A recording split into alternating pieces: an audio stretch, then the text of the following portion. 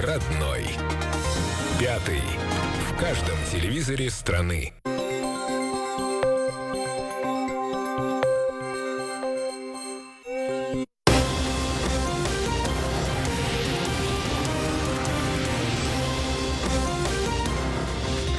В эфире программа «Известия», в студии Елена Попова. Здравствуйте. Масштабная поисковая операция сейчас проводится в Кемеровской области. Спасатели, полицейские и волонтеры разыскивают пропавшую 7-летнюю девочку. Она ушла на прогулку 4 дня назад, но домой так и не вернулась. Спустя несколько часов родители забили тревогу и обратились в полицию. За информацию о местонахождении ребенка объявлено вознаграждение. И смотрите также в выпуске.